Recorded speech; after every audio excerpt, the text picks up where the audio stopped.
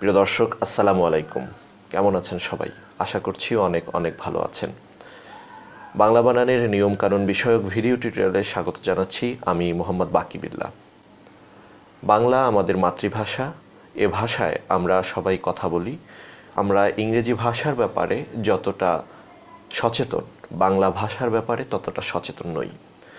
আমরা অনেক সময় বাংলা ভাষায় লিখতে গিয়ে যে ভুল করে থাকি সেগুলোর দিকেও আমরা খেয়াল করি না। অথচ যদি ইংরেজি ভাষায় আমরা কখনো ভুল করে থাকি, তখন সেই ভুল যদি আমাদের চোখে পড়ে তাহলে আমরা আমাদের নিজেদের প্রেস্টিজ নিয়েই কথা বলি। কিন্তু বাংলা ভাষায় যে আমরা অহরহ ভুল করে যাচ্ছি এ ব্যাপারে আমাদের তেমন কোনো উদ্বেগ কিংবা উৎকণ্ঠা আমাদের লক্ষ্য করা যায় না। তো এই বিষয়টি আসলে আমাদের জন্য দুঃখজনক। বাংলা ভাষা আমাদের একটা গৌরবোজ্জ্বল ইতিহাস রয়েছে। আমরা ভাষা আন্দোলন করেছি, ভাষার জন্য আমাদের ভাইয়েরা শহীদ হয়েছেন, কিন্তু আমরা সেই ভাষাটিকে যথাযথভাবে সুন্দরভাবে আমরা লিখতে পারি না। ভুল বানান কিংবা ভুল উচ্চারণে এটা ব্যবহার করি। এটা অবশ্যই আমাদের জন্য দুঃখজনক এবং এই অবস্থার উত্তরণ আমাদের ঘটানো উচিত। তো যাই হোক, আর বেশি কথা নয়, আমরা মূলত আমাদের প্রাত্যহিক জীবনের যে বানানগুলো বেশি বেশি দরকার হয়, আমরা মূলত সে বিষয়গুলো নিয়ে এই টিউটোরিয়ালে আলোচনা করার চেষ্টা করব। তাহলে আসুন আমরা শুরু করি। আজ আমরা শিখব বাংলায় ইংরেজি মাসের নাম। বাংলায় ইংরেজি মাসের নাম লিখতে গিয়ে আমরা অনেকেই ভুল করি। যেমন জানুয়ারি, ফেব্রুয়ারি কিংবা আগস্ট লিখতে গিয়ে আমরা অনেকেই ভুল করে ফেলি।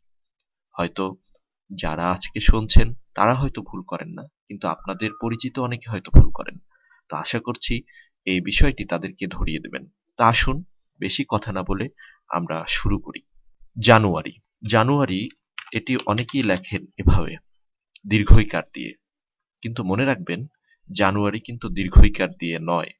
জানুয়ারি আপনাকে অবশ্যই লিখতে হবে হ্রস্বইকার দিয়ে, এভাবে জানুয়ারি। ঠিক তেমনিভাবে ফেব্রুয়ারি যখন আপনি লিখবেন, অনেকে ফেব্রুয়ারি লিখেন কিন্তু দীর্ঘইকার দিয়ে, ফেব্রুয়ারি। এক্ষেত্রে অবশ্যই হ্রস্বইকার হবে,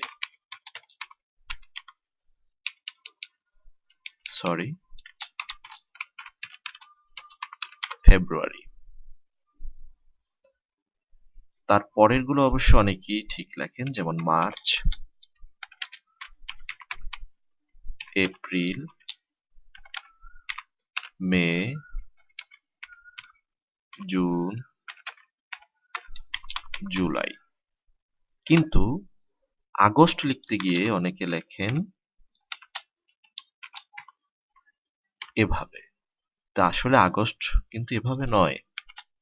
আগস্ট লিখতে গেলে আপনাকে অবশ্যই দন্ত স দিয়ে লিখতে হবে, আগস্ট। এরপরে সেপ্টেম্বর, অক্টোবর,